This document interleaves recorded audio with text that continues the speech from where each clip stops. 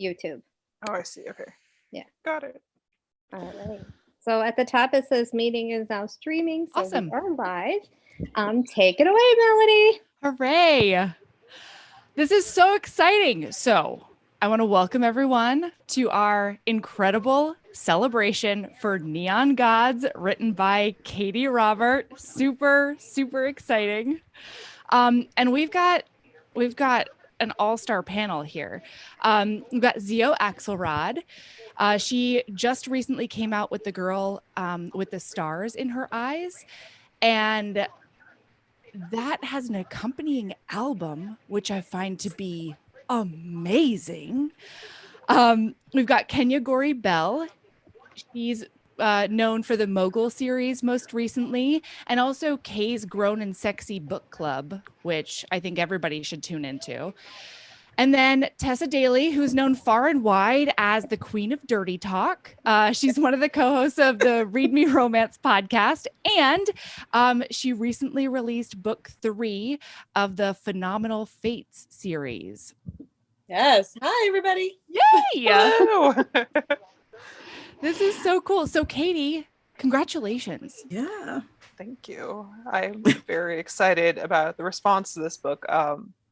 I keep waiting for the other shoe to drop, but it's gone really well, so I'm really excited. There is no other shoe dropping. This book is amazing. Like, you leveled up with this one, like you said before. Seriously.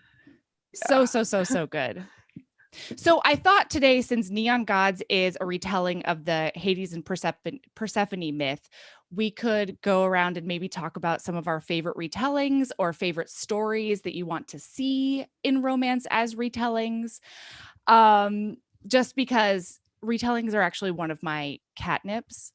I love them because I feel like, you know, being able to read an original story is one thing, but I feel like seeing the way that an author adapts a retelling is a very special look into their brains.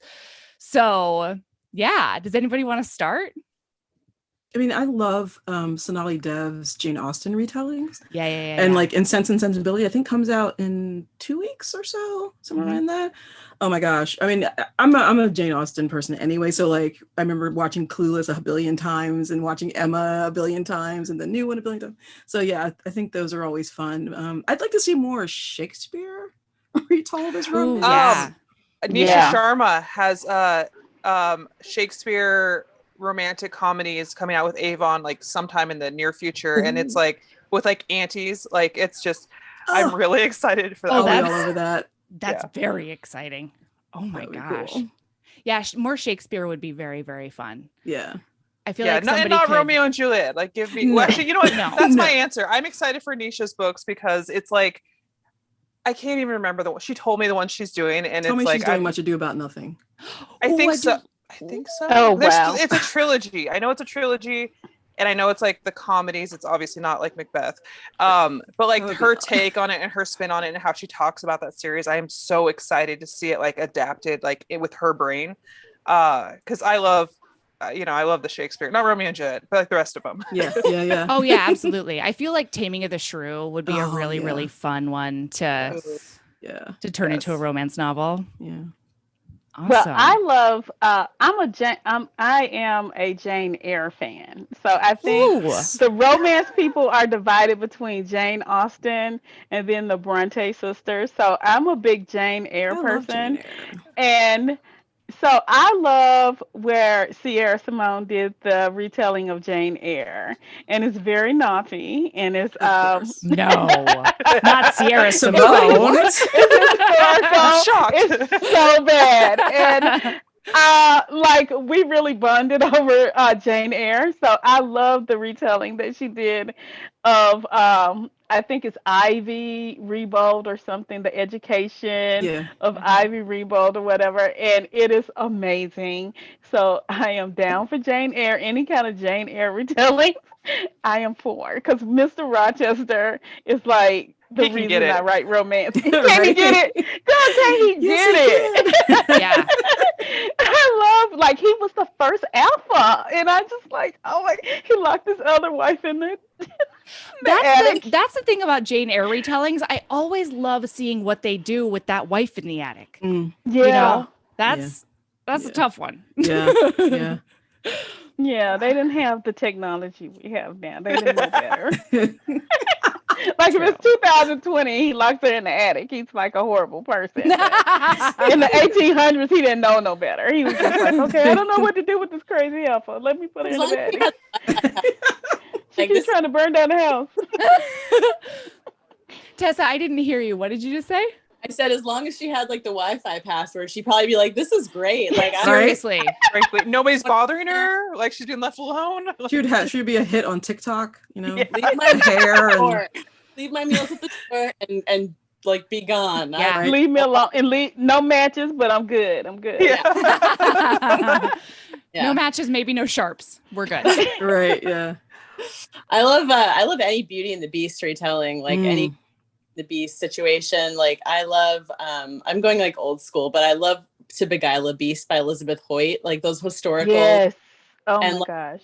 award with who's the one, like who's the what's the, I think it's the third one in the series, the Black Dagger Brotherhood series. Zadist. Oh, It's Oh. like yeah.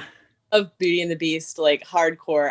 Mostly comes back to like me just wanting to be the pretty one in a relationship Fair. and just that like being my ultimate fantasy.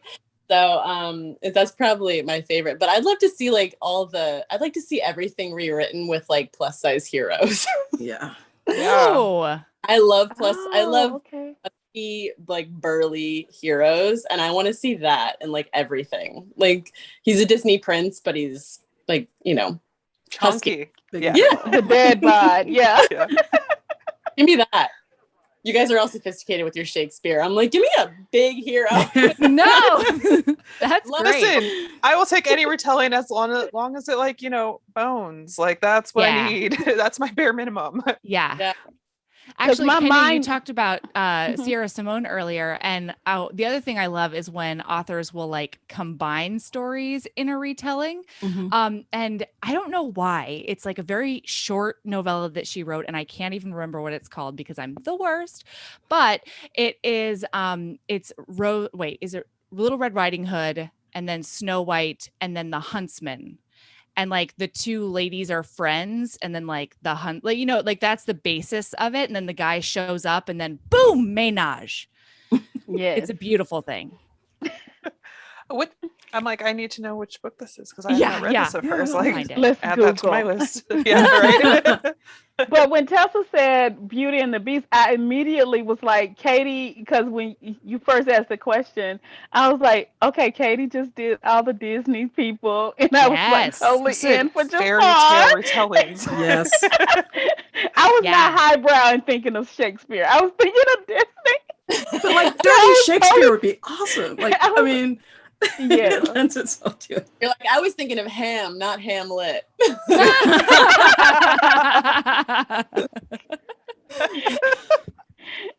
Yeah. Katie, you've been deep in retellings lately, and I have been a fan. I like those core stories like that, like, you know, because there's a reason we all like retelling so much, and there's a reason we want to keep like revisiting and seeing, and each author brings like a little bit different like lens to that, and it's just that's my kryptonite is like, oh, a new way to tell this story that I really love, please give it to me, a new perspective, I would love that. Yeah. The one thing I want, it was not in romance, but like in general, is more Bluebeard retellings, because that's like Ooh. my favorite fairy tale of all time, and I can't redeem a wife killer, so you know. So you're gonna have to wait for someone else. Yeah, like I'd like to, you know, it's like a horror. It's like Crimson Peak was kind of like that vibe, like that. I would like to read more of that. I think horror romance is on the rise. I think Yes, so it is. too. That's like my two favorite things combined. Yeah. You know? Yeah. And, Yeah, and and, like- monster romance. Yeah. I was just gonna say there's a lot of people doing monster romance, which I also love. Give it to me with a shovel. I saw somebody much smarter than me, I can't remember who it is now, on Twitter saying that they thought monster romance was kind of a like not counterculture, but like a rising because of like as a pushback against contemporary, because we've been in a contemporary for so long. Sure. And it's like, instead of being a normal paranormal, no, we're going to go like, you know, it's pandemic times. We're going to the monster romance, like full on, you know, get it. So I'm excited for that. I want to read more of that. There's a lot of it out there, but none of it's quite what I want. So Completely. Gotta write it. I gotta write it. Yeah. You're You going gotta write it, to. Katie. I You're have a pushing the cover envelope. commissioned. I'm doing Katie, it. Katie is making it happen, and I cannot wait. Oh my gosh. Oh my gosh. So, okay. So in those retellings, you talked about it a little bit already, but I thought maybe you could share sort of what your id tropes are, because a lot of the retellings, you know, you gravitate towards some because of what your catnip is. So what really does it for y'all? Oh, enemies to lovers. Get it? Like, that is such my catnip. And I think what I loved about Neon Gods is that they have these like preconceived notions of each other. Like they just know, I just know she's a bitch. I just know Yeah. that he's, you know what I mean? And then when they meet, there's like that instant crackle of like, I can't stand you, but you're really, really hot. You know what I mean? And maybe you aren't who I thought you were. And they find out that is like my thing when they find out that they have more in common than they have differences. And Yeah. then there's that chemistry. And that's just like, yeah, you got me there. I think I read this twice, like when I Oh, first got geez, it. that's a high compliment. I was like, more. I didn't even know I needed a Hades romance until you Oh, guys. it's so good. It's just so good. But It's yeah, so, that's so my good. thing. Somebody, No, you go. somebody else. Oh, okay. I really, really, really like charming psycho / sociopaths. Like, if there's one of them in any book ever, I'm like, hi. Uh-huh. Like, and I really like girl gangs, like explicitly or unexplicitly, and yeah, no. But if there's like a guy, usually a guy or a character that's like, no, I have no feelings and I have no emotions and I do bad stuff and I'm morally gray, and then but like I'm sort of soft for you, like that's my, I will read that book 40 times because that's my jam. That's amazing. I love Grumpy Sunshine. I love Opposites Ooh. Attract. I love the good girl and the psychopath. Like Katie and I have become best friends because we like the same dark psychopathic killer guys. They're so And fun. they are so good and morally compromised people. And so that is my thing. So I like Grumpy Sunshine on any level, and so I will take it from light to very dark and right. And I tend to write that, so that's my catnip. I love it. My id is all over the page when you read my book. It's just me. Same. In the best way. In the best way. That's perfect. Thank you. Well, okay, so Grumpy Sunshine, what I loved, one of the things I loved about Neon Gods is that you do the Grumpy Sunshine trope, except you kind of like, you know, screw with it a little bit in the best way. Because Persephone is, you know, sort of sunshine, that's her armor. And then on the inside, like she's not necessarily so sunny. And she uses that, like she sort of weaponizes it in this really fabulous way. God, I loved it. Oh my gosh. Tessa, what's yours? Tessa, what's I up? might give it to me. talk about Neon Gods, and I was like hanging on your every word. I think, you know, it's like, can we admit this stuff out loud? Because it's like things that I know are not okay in real life are what I. But it's Yeah. safe in romance. Yeah. That's the thing, This is right? a safe space. Safe Tell- space. Go tell us. But like I like stalker romance, and I like full on stalking. And you know, like it's almost like I breed it secretly, like in between books, you know, like where I'm just like, okay, I've got my fix of that. I can go ahead and put that aside for a moment. Anything voyeurism, I don't know what it is about voyeurism that is just so appealing to me. Like if it's blatant, like they're in the same room, that's great. But like even just like the hint of it is so it always like just makes it like heightens the experience for me. Are those tropes? I don't think those are tropes. No, that counts. No, that counts as that endless. works for Yeah. me. Yeah, I'm no, fine with that. It's just like something that like I don't know, I gravitate towards. But I love Grumpy Sunshine as well. I do. too. I love it. It's probably what I've always written. I think I always have kind of the sunshine situation happening where she's just like an optimist and bubbly, and he's kind of like the gray cloud that like only like the clouds part for her. And yeah, definitely the enemies to lovers, a friends to love. I mean, I love, as I get older too, I love like older women and younger men. Like I feel like it changes every year. I just like kind of graduate to something new. So That I makes feel sense. bad because I just read a book not too long ago that I think you would love, Tessa. It was a grumpy sunshine voyeur Stalker. teacher student. Oh my god. What? To find it because it was like a couple months ago, but yeah, Title? he's like a professor. I have to find it. I will find it. Yeah, I'm like, He's a sharing is professor and he caring. lives across Yeah. the street from the student housing, and he looks into the window, and the Okay. students know that he does this, and the one kid is like, oh, I can't stand this, and he moves out, but the one who moves in really likes that he watches him, Yeah. so he puts on a show for him every night. And Yes. oh my gosh, I have to find it because I think it's like right. Look at you. It's like right Seal, up your alley. please. I'm like, I will find it. I will find it. Oh my God. Please just reply to the whole email chain, I will. for this event, and like that'll be great. And anybody watching can tweet me, and I will like tweet out the title of this. Perfect. Well, yeah. And so, okay. So I feel like voyeurism and exhibitionism go hand in hand. And I'm a big lover of exhibitionism. So Katie, hi. I'm gonna need you to talk about that throne scene in Amen. Neon Gods because you murdered me dead. Listen, I didn't do anything that Sarah J. Maas didn't do first. She planted the seed. It's not my fault. I'm into throne stuff now. Like, I don't know. It just Hashtag throne stuff. right.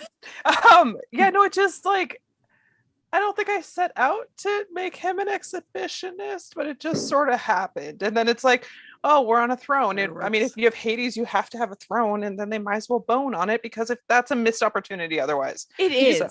you call it the bone throne? I do now. Incredible. Well, Katie, that's one of the things that I find so fascinating about the way you talk about writing, because like so often when you tweet about, your works in progress or whatever, it's like, I had no idea these characters were going to take me in this direction. And that's so cool, because in my brain, like, you're always in the driver's seat, but it's almost like it almost seems like your subconscious like sneaks up on you and then does something incredible that you weren't sure was going to happen. My subconscious is much smarter and filthier than I am. Let's just say that, because I never quite know what's going to happen. And then it's like, oh, we're doing this now. Okay. Like, I guess we're doing this. Like, am I allowed to do this? We're You going to shock find out. yourself. There's nobody in the shock room to yourself. stop me. If I'm not mildly uncomfortable, like feeling scandalized while I'm like writing a sex scene, then I'm not doing it properly, especially these days. So that's kind of what I can't even say aiming for, because it just happens. It just happens. I don't know. Let it Like- keep happening. We're enjoying it. Well, do you Yeah. guys do that? Like, do you like know each beat of the way, or do you get like surprised like throughout? No, I'm such a pantser. I have like a general idea of where I'm going and where I'm starting, and everything else is just like spaghetti in the middle, And I'm like, oh yeah, oh that makes sense. Oh, that's why they did that. Yeah, they're Oh, that's constantly Yeah. coming out. cool. Yeah. I'm the And same I way. I'm just like, it's full id on the page. Whatever I want to have, if we're throating, it's throating. It's just like, whatever, just put it out there. I love it. And Tessa, you're a pantser too? Yeah, I mean, like I start with like kind of I have the beats of the story like that I want to get to Mhm. like throughout, but then how they're going to get there is kind of I let the characters guide it, because once you meet them on the page, they're always different than you kind of imagine them, and Yeah. like the way they interact with each other is always so different than what you thought it was going to be, because I don't know, they just are real people like while you're writing them. Yeah. Yeah, it always changes, and I kind of I like that. I think it allows for the book to feel a little bit more organic, Yeah. I have For a me- question, Tessa. Oh, okay. Pertinent to like what we were talking about before. Yeah. This started. Let's So like, go did to you that. know that your hero in It Happened One Summer was gonna like go like eat booty? I guess like because Get some frankly, rimming I action was going. like, it happened, and I was like, oh my God. And then I had to tweet about it. And then like a bunch of people pre-ordered the book because they're like, excuse me, I need that. So did you know, did that surprise you, that scene? You know, he was just a dedicated like individual. Dedicated freak. Dedicated. He's not anything that way. And he's a sailor. He's a boat captain. And when I think boat captain, I think like they're just getting in it. You know? Dirty, like they don't mind getting their hair in their, you know, like, I mean, I don't know, like I just couldn't even write a sex scene without him doing that, because I was like, he's not leaving any stone unturned, like uncharted waters. You're coming out with these phrases. That's these are gold. Yeah. Oh my God, I love it. Thank you so much. And you know, as a writer and reader, you're reading like Katie and you're reading Tessa, and you're like, they are so fucking fearless. Yeah. They're so fearless, and I just love it. I gotta be fearless like this. It's so inspirational, right? Aw, well, you guys write just as fearless. I mean, I think like anybody can agree, all of us can agree, like you have to write like your mom isn't gonna read it. I mean, right, like my mom isn't gonna read it. I don't know what your mom like. But you know, it's just like, yeah, I mean, if it turns you on, it's gonna turn someone else on, right? So you just like take a chance, I guess. It's funny that you said that, because the first book I wrote, I didn't tell anybody that I was writing, and I just wrote this book and put it out. And then my dad was like, "Oh, you wrote a book? I want to read it." And so I gave him a PDF of it with the sex taken out. Aww. Like I took all the scenes out and gave him a PDF, and he was like, "I want the one that they have in the bookstore, not this." And I was like, "Oh my God, what have I done?" But he's pretty cool about it. He's, you know, he just kind of goes, "Well, you know what you're writing, you know what you're doing." Grown woman, Aww. you know, so he's been cool about it. But yeah. Yeah, my mom tried to read one book of mine and she gave it back to me after the 4th chapter. And she said, my flesh wanted to continue, but my heart wouldn't let me. Oh my God. I was like,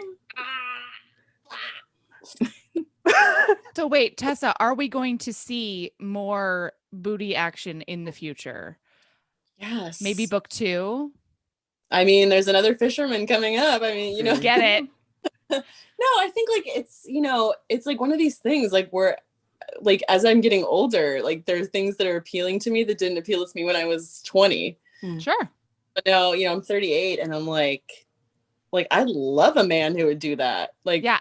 you know, like I like fuck a man who wouldn't do that. Yeah. You know? Right, like I don't want somebody who's Same. gonna get precious about stuff. Like, come on, like that. You don't want that in a hero, or no. Yeah, get in there. Yeah, absolutely.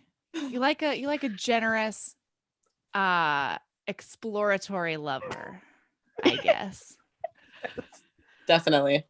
Also, I really think we need to gif that that booty motorboat thing you did, because it was just perfect. It's gonna be Twitter famous tomorrow. Yep. Incredible.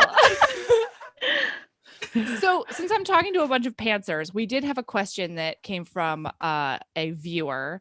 So the Book Voyagers wants to know, what are your favorite scenes to write? Do you have favorite scenes to write?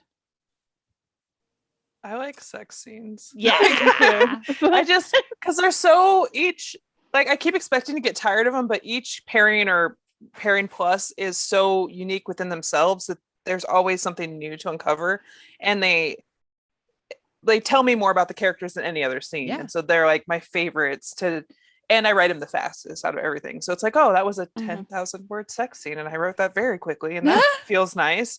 It's much nicer than all these like conversations. Like, That's fun. I like the banter. I like the banter that leads up to Oh. like building all that UST, that unresolved sexual tension, until they just pop. That's my favorite, you know, slipping all that innuendo in there where then they don't even realize it. Fun. I would have to say, technically, I'm a, what is it, plantser or plotser hybrid, or yeah. whatever. Yeah. Yeah, so I plot and I pants the sex scenes or whatever, because I think, like Tessa said, they need to be organic or whatever. But you know, really, I love the sex, but I really get off on the dark moment. I love, especially Oh. because I have. I write a No lot of surprise. Grumpy Sunshine. And when you have a psychopath or alpha hoe, where this little girl just fucking crushes him, can we say that word? Yeah. And Yes. she crushes him, just crushes his ass. I love that. That is my catnip. Like, I'm crying. My husband, I was writing Lotus Flower, but my husband like, "Why are you crying?" I was like, "I feel so bad for him." But she's fucking crushing him. And he was like, and I look at him because he's an asshole. And I was like, "Oh my God, I can't wait to do this to you." But this is completely, that is what I live for. I love the dark moment, y'all. I love it. I love it. Amazing. You are evil, Kenya. I didn't know. I didn't I know. am. like I'm it. I didn't know this So- about I'm you. sunshine. I'm sunshine. Like I said, it's my id. So Mhm. I am like, that is my id. I'm sunshine. My husband's grumpy, and so I put it in my books. I like it. I think there's like, I always say that I think like secretly, like there is like a lot of romance is a little bit about punishing men, like a little bit, you know, because like that is also my favorite part is like when the guy loses the girl, like, and he realizes he's lost her and he's fucked up so bad that he's gonna have that he's lost her, and then he's just like his whole stomach drops out and he's just lost, like he realizes his life's gonna suck and he has to come up with a good way to get her back, a grovel. And so that part and The the grovel is Oh, nice. yeah, I love a grovel. I love a book that's like almost half grovel.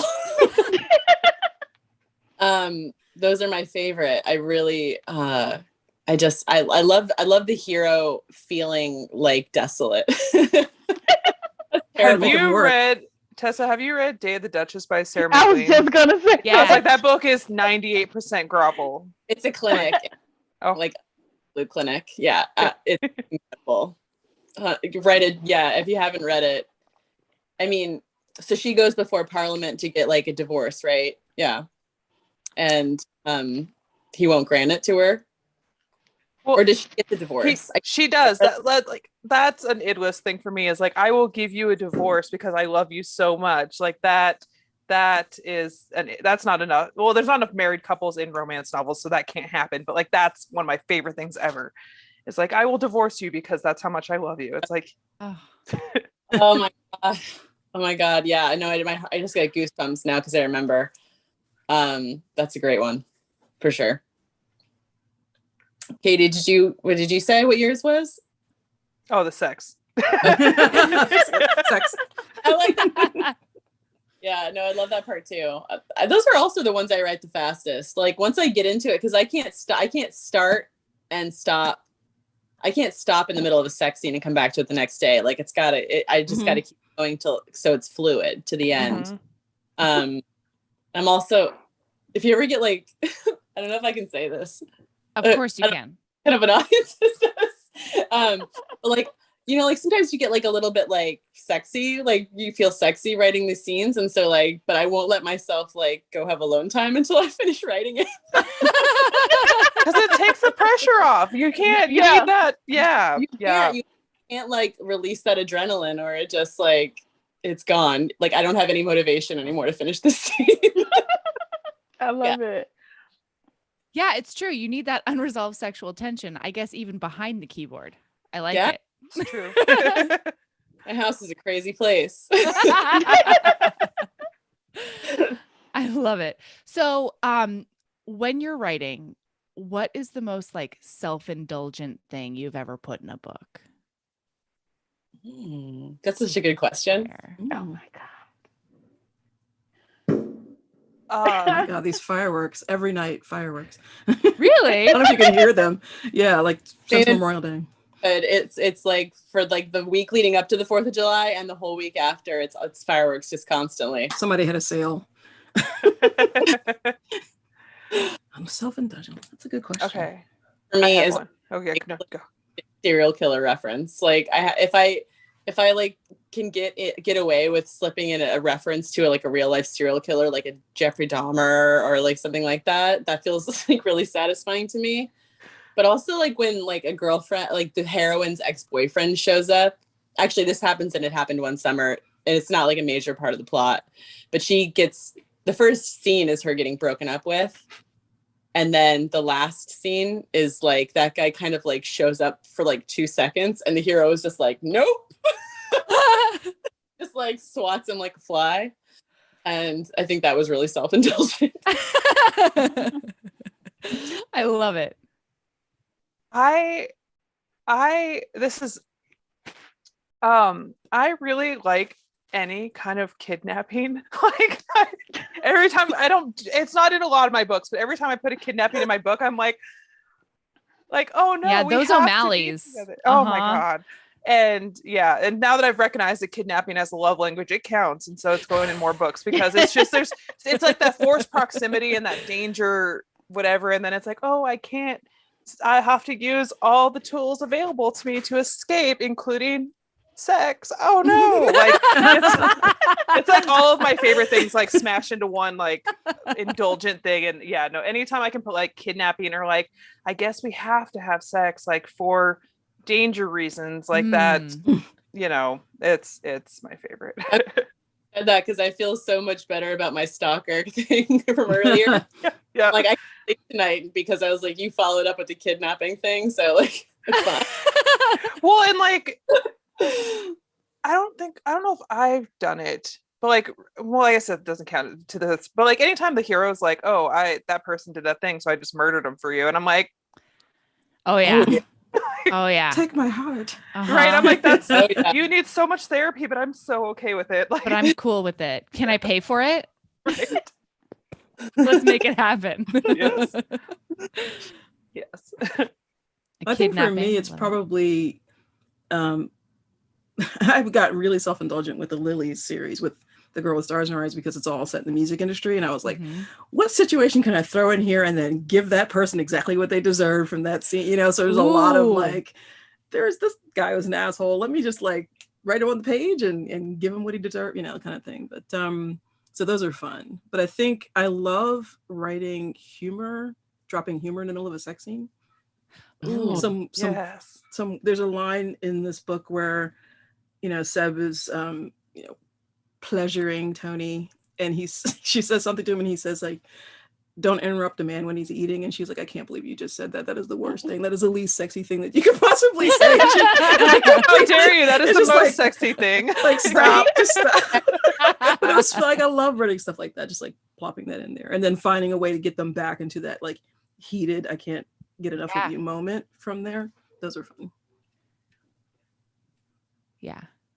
Well, I love it when I mean, like, you know, Tessa, you were saying earlier that I don't know, it's nice when you see the real stuff, you know, because sex is messy and it's fun and it's, you know, it can be very funny. It can like there are some slapstick moments that people have. And it's, I don't know, I like seeing that in romance novels too. Mhm. It feels very real life. Yeah, I know. I love humor in the middle of a sex scene. Like you were just saying, I think it's like, you know, because I always say that banter in a romance novel, it always convinces me that the couple can be together like for the long haul. Like Mhm. you can have a good conversation and you can hit off each other back and forth, like even during bad moments or good moments or in between moments. Like that to me says long-term relationship more Yeah. than anything. Like, so when I see couples like cutting up in the middle of a sex scene, I'm always like, they're gonna make it those crazy. Yeah, exactly. I will say something that's entirely self-indulgent that I do a lot more intentionally now is dropping in like Easter eggs of sorts of like, oh, will you yeah. know where this scene was inspired, or will you know about these boastful yeah. floors? Do you know that reference? Like, and so that thing, especially now that I have readers that follow me across series, Yeah. is like Mhm. really satisfying for me. Because even if nobody else is amused by it and nobody else catches it, I find it funny. Right, yeah. It's like, oh, I'm so I clever. did haha. that. Yeah. But it's also when readers do catch it and they're like, is that the, and you're like, yes, you win the prize. You know? Yeah. Like We're one best reader friends told now. me, Yeah. Yeah, one reader told me I got the Theodora Taylor reference, and I was like so happy. I'm like such a nerd. I was Aw. like, yes, you got the Theodora Taylor reference. And for me, all the sex is self-indulgent. I put all the things that I want to do in, regardless of sex, in the books. But I always have like them coming home to the South in the Oh. books because I'm a Southern girl. You don't see a lot of the South, especially Alabama, Mm. Birmingham in books. So I want to always just put a little like nod to my city Oh yeah. in Aw. the Yeah, I do the books. same. And so like the last book they had a cookout and Sadiq is like coming to the cookout. It's so hilarious because he's like I'm a Moroccan prince. What the fuck is going on with these people eating on this barbecue?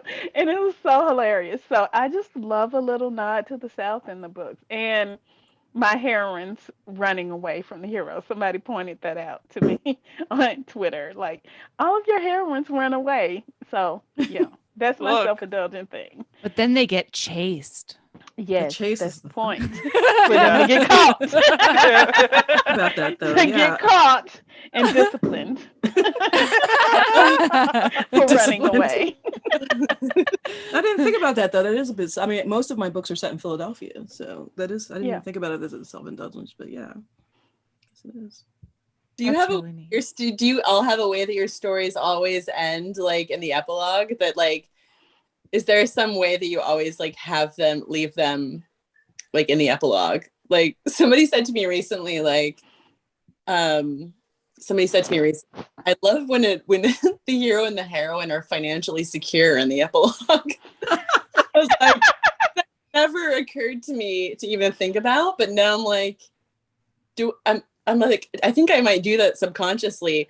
I write like a lot of blue collar, Yeah. most like exclusively blue collar.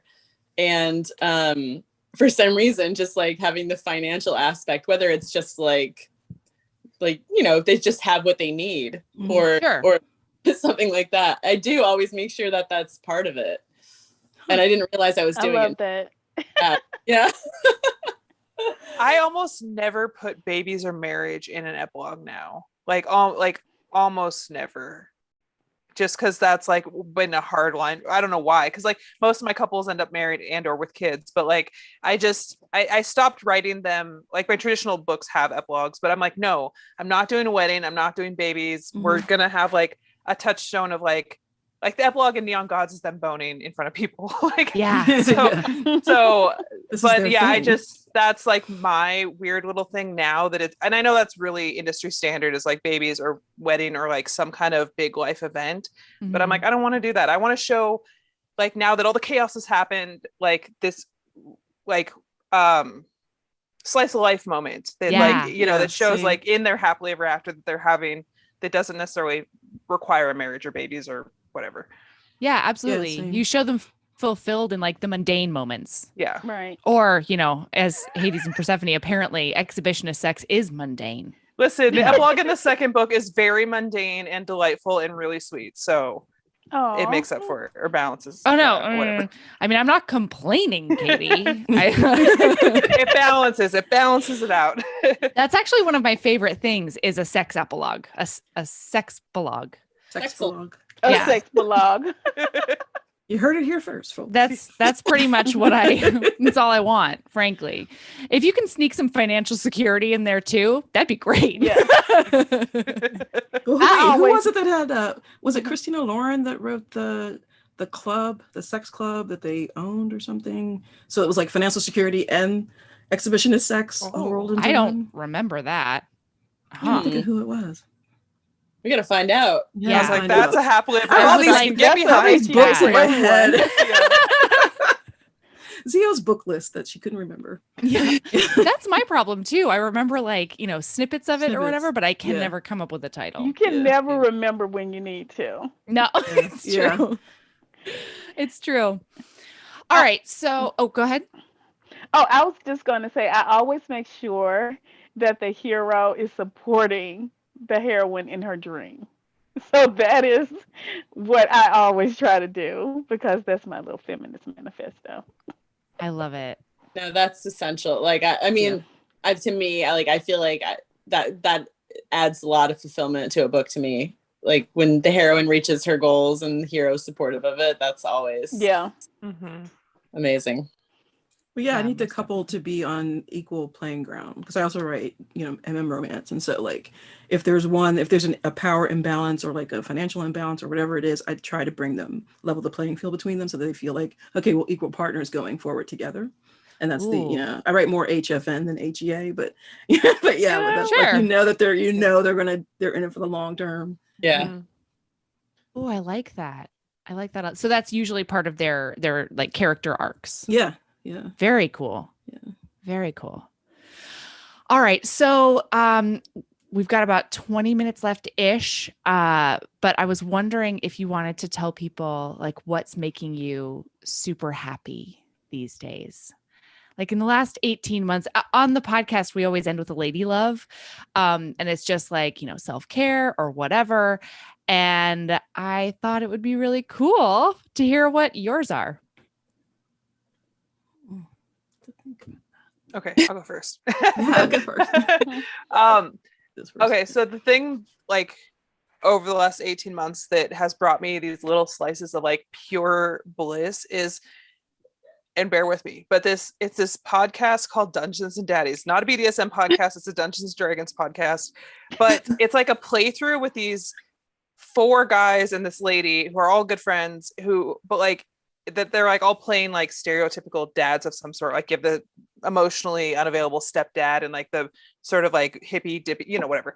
There's 4 of them, but it's just like has been so entertaining and they are so funny and the story is so good and everyone's like it's like listening to an audiobook, but like they break character occasionally and I laugh so hard through most of it. And then now they like hit these emotional beats too, that it's like, how are you this good? Like you're funny and you're like emotional and you made me cry. And now I'm just, so it's brought me up. I follow them on Patreon now. Like I support them on Patreon because I love them so much.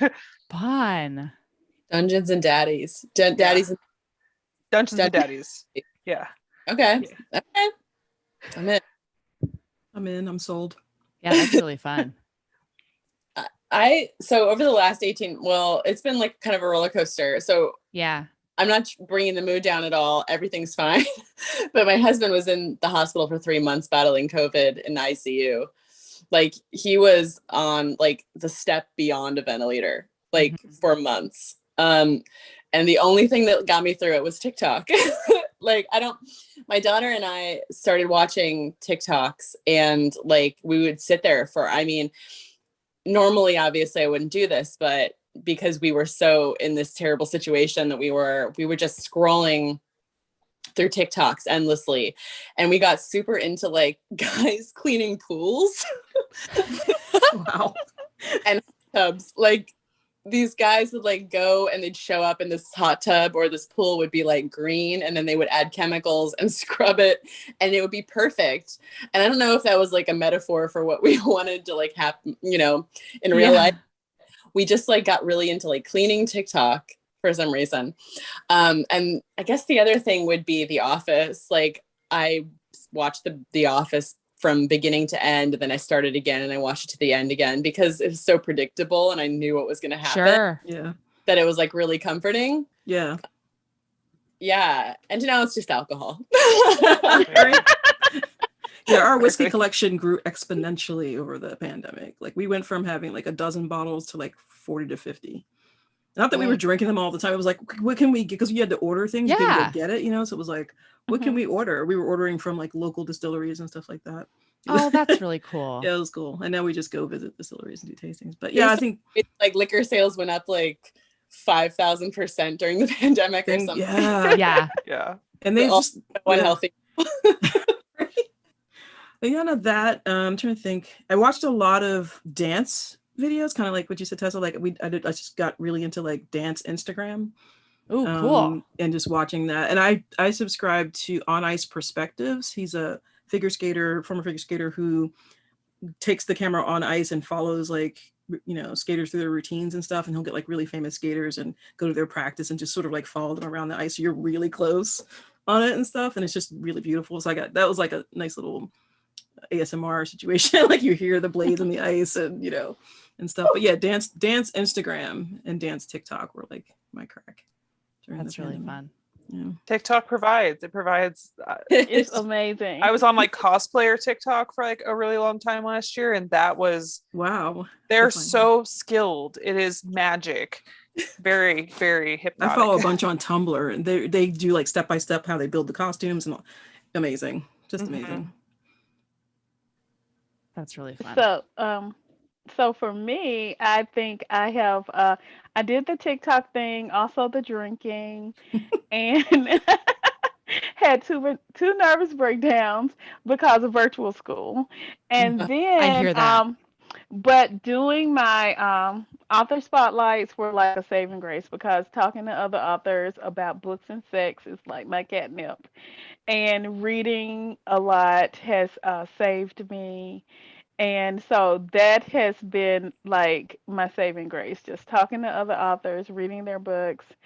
And I love the TikTok thing. Katie's been great on TikTok. Yeah. So fun. And it's so much fun on TikTok. And You and Alicia Rye need to teach a class. don't they? You guys They should just do a series of duets. Yeah, I would oh watch God. the She hell out of doesn't even that. know who I am. It's fine. We don't have to, Alicia. we don't have to Yes, she impose. does. She's amazing. You're amazing. So I do yeah, have a question though. Did your reading taste change during pandemic Ooh, times? yeah. It went darker. Mine did. Yeah. I was like, how dark can we go? And then I Like how actually yes. hopped to Serial horror killers. a little bit. I Like- binged a lot more. I found a lot. I listen on Audible because Mhm. by the end of the day, I'm Mhm. like, I don't want to stare at a screen. Totally. But I was looking for a narrator for this book, and I was like, oh, I listened to some books, listened to some samples, and I just stumbled upon an author and be like, oh, read one book, and then just went through like the entire like catalog, and as I kept doing that, and I was like, oh my god, my Audible bill is going to be insane. Okay, 'cause- confession time. Audible, the hearing the sex in my ear is so hard. I can't do it. It depends on who's reading it to you, Like darling. it's like this guy Jacoby DM. He like I was trying to listen to him to do like get him for my book, and I was like, I can't even listen. It depends on So who's hard. reading it to you, darling. He's amazing. Have you listened I'm to- saying I like it too Have much. you listened I to like any the- of Sierra's books? Yeah, I was gonna say Yeah. Sinner Listen, is I the one can't- that people talk about the most. Yeah. Listen, in I audiobook. started, Katie, I started with Sinner, and I was like, oh, Oh my gosh. God. Oh, Oh, Zachary I was gosh. Levi. like, I cannot. I mean, who? I was like, Sorry, Zach. Sorry. I was like, we're about to have a moment here. I have to stop listening to this in my ear holes. I can't. Oh, and another thing, K-drama. K-drama is my thing. K-drama A lot of people got is, into K-drama. oh my God, it's so good. Oh my I did God, like I got a whole anime. thing now. Like at Like- one Oh, point, yeah. my entire Twitter feed was all K-drama and K-pop, and I was like, "What happened?" I Like, think there's this- like that. I think it's like the language barrier allows a little bit of distance, so it feels more escapism. Like that's how I feel about like anime. Is it's like it's not 3D people, so I don't have to like. There's like a The a stakes distance. are lower. Yeah. Yeah, It's like so I don't get so sexy, stressed though. out. hmm That makes sense. I mean, The only- K-dramas are magic. The only All thing the that heroes are alphas too. They're so alpha. I have a bunch of them queued up to watch. Maybe after I get finished with my book, I'll Alpha binge yeah. a bunch. that'll be your reward. Yeah, treat yourself. Yeah. Yeah. Oh, I have an audience question, and it's for Zio. Are you Oh. ready? Oh, sure. I have a very enthusiastic audience member who wants to know, who is your favorite ice skater, ma'am? Come on. Who else but you? I mean, he is the best skater in history, in my opinion. He is technically proficient. He's technically perfect. He's graceful as hell. And he knows it. But when he's on the ice, that ego sort of goes away. It's just all, pure skating. Yeah. So Pure he's art. definitely pure art, pure technicality. Wait, did you say who it was? Yuzo. Yuzo. Oh, okay. Sorry, I Yeah. didn't. Yeah. Oh, okay. Yeah. So yeah, he's just. I think On Ice Perspective did one of his rehearsals, like during the pandemic. They pulled some old footage, I think from the Olympics or something, and I was like, wait, what? Like I just dropped whatever I was doing and just watched like that for an hour on a loop. Like it's just amazing. And he was just practicing. It was like, people milling around. He's like, whatever, I'm just gonna go out here and be fabulous. So yeah, Oh my gosh. he's unreal. That's really fun. Oh my gosh. thank you so much for spending this time with us. Is there anything else you guys want to add about Buy Neon anything? Gods. Buy Neon Gods. Neon Please. Gods, baby. Get your life. Oh my God. Read this book. You have Katie to. didn't Everybody's compromise on this book. You have to. It's so good. Oh my gosh. It's so And good. Demeter, She's my favorite. I'm not gonna lie. she is so fun. She's very Elena of Tyrell or Elena Yes. Tyrell. Yes. Like that's Yeah. that's Yeah. it. Oh yeah, she's gonna tell Cersei is what she's gonna do. Oh Yeah, my just wait till the gosh. second one. Waiting patiently. Yeah. Listen, I'm waiting We're for ready. the arcs to come out. Once they are, it's like Oh my God. Dealing black. Yeah. like I have a list of people who are like, we're ready. Yeah. You got that arc yet? You got it. Let me get that. Katie's is my Get book that- can I bag get that now. arc? Ooh, well, listen, Kenya, you're gonna really like Eros. That's what I'm saying. Is he's a bad mofo. It's gonna be hard. Hades was like exactly what I needed, Katie. at the Somebody time. called him Yeah. too soft. They're like, I hated it. He was too soft, and I was like, but that's, Go away. well, I mean, No. fair, I guess, but like, listen, sign up for the second book. You like that guy better than if you thought Hades was too soft. Ooh. That's incredible. All right, perfect. Thank you for celebrating Neon Gods with me. This was Yes. really, really fun. Thank you, Katie, for putting this into the world. Congratulations, Katie. Yeah. Thank you for doing this. I Congratulations. appreciate it. Yeah, this was so, so wonderful. All right. Well, this concludes the panel for Neon Gods. Yay!